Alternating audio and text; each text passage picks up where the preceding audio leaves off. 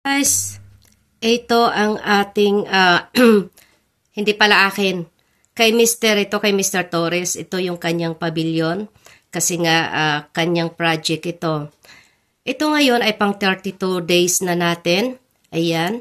Kasi nga, itong aming pinsan ay namaga yung kamay. So, naano siya ng 3 days ata. At minsan, syempre, hindi naman talaga maiwasan, nagkakaroon ng sakit, ano? Pero sila ay hindi bulakbol. Ang 32 days ay mabilis sila kung tutuusin dahil talaga, dadalawang tao lang talaga sila ang gumawa niyan. Yun lang magtayo ng pamoste at saka yung sabim ay talagang hindi na biro. Kaya, ako ang nakakaalam, yung sa mga nagko-comment dyan na hindi yan mabagal, mabilis yan. Kaya huwag kayong engot dyan. Yun. No? Kung wala tayong masabi, huwag na lang tayong magsabi. Kasi wala naman tayong alam. So ako ang nakakaalam niyan, kami ang nakakaalam kasi matagal na sa amin yan. Ito guys, kung bakit hindi tayo kumuha ng maraming tao kasi nga yaan talaga is para mabigyan natin sila ng regular na trabaho kasi kaya yan nagtagal sa amin dahil ito yung taong hindi po bulakbol.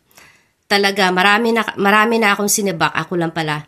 Marami na akong sinibak dyan kahit na may mga advance sila. Kasi pag naka-advance na ng pera, hindi na bumabalik o kaya nagtatrabaho sa iba at saka daig pa yung manager, papasok hindi.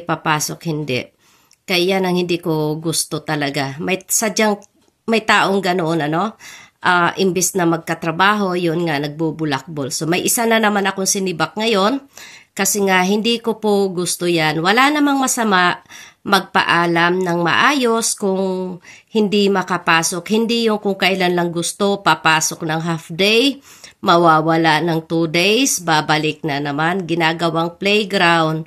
So yun, napagbibigyan naman natin ng ilang beses. Pero pag maraming beses na, hindi na po pwede yan. Kaya ito lang yung nagtatagal sa amin. Itong si Inyok, sa mother side ko yan, pamangkin ng nanay ko. May isa naman kaming bayaw, yun ang nasa Nobista, siya yung nakatira doon sa aming isang bahay. So yun ay napakatino, magandang tandem sila. So yung aming kitchen extension, yung expansion namin, so ano lang din yon, madali lang din yan nagawa kasi nga maayos at saka pulido to magtatrabaho. No, maayos to. Kaya yan, syempre, pag may sakit is may sakit. Kaya nga naman, ganyan ako guys, maayos naman kami pag magkasakit sila. Syempre, bibigyan natin ng sahod. Parang style ba dito ba? Pero kapag oras na nagbubulakbol na, hindi na po pwede. Ito nga ilang taon na to sa amin. Halos sa kanya lahat project yung aming mga pinapagawa. No? Kaya hindi na namin to binibitawan kasi talagang maaasahan mo kahit walang may nakatingin, no? Hindi mo kailangan bantayan. Yan naman talaga ang tama, hindi mo kailangan bantayan yung manggagawa mo kasi una may mga edad na yan.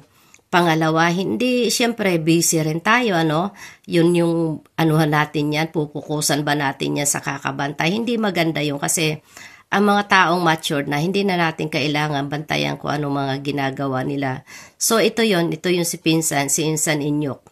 Yan, at saka yung si Bayaw, si Marshall, maayos. Ito naman, ito si Ryan, medyo okay na.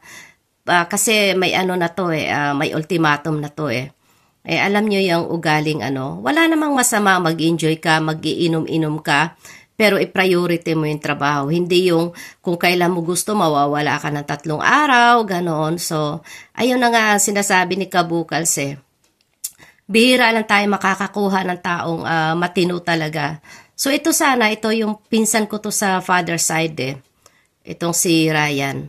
Okay siya magtrabaho, as in talagang okay. Ang hindi okay, kapag nandoon sa layasan, lalo't dating ng sahuran, ay talagang nawawala ng ilang araw. So naantala, imbis na tuloy-tuloy ang trabaho, maantala nga naman kasi walang katuwang.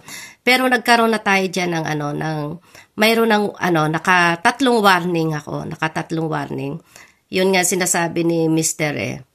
Kaysa mangungunsumi ka, huwag na lang masyadong madaldal. Yun ang sinasabi niya lagi sa akin. Huwag ka na magdadaldal. Alisin mo na lang para walang samaan ng loob. Ako naman ayaw ko. Hanggat maaari gusto ko yung gusto ko bigyan muna ng tsansa, no? So, yun. Pero ito talaga, wala akong masabi dito sa pinsan ko to. Siyempre, kailangan tumanggap din ng pagkakamali. Sabi ko nga, ikaw ang nagpapagawa, natural, ikaw ang masusunod. Hindi yung kagustuhan nila. Kasi hudang palpak yung advice mo or yung plano mo. Basta yung plano mo ang susundin, hindi yung kanila. Kaya ito, ganito to nagtatagal sa amin kasi ito ay marunong makinig at saka hindi bulakbol. No, kahit hindi mo siya, kahit hindi mo yan i-video, man, talagang may nagagawa sa pang-araw-araw. No, at saka hindi ito palasagot na pabalagbag, hindi siya ganoon. No, kasi minsan sabi ko nga, kung araw lagi ng santo, ano pa ang magagawa nyo? No, kasi yan nga, may tao, ito, isa na itong isa. No, nagmamadali. Para ba yung kaya akala mo siya yung employer Pero yun nga sabi ko, dalawa lang naman pagpilian Makinig ka sa nagpapasahod sa'yo or umalis ka na magagawa mo yung gusto mo. Kasi minsan nakakairita na talagang lahat na lang na chance, lahat na ibibigay mo. Tapos yun nga sabi ko, may isa akong sinibak dyan.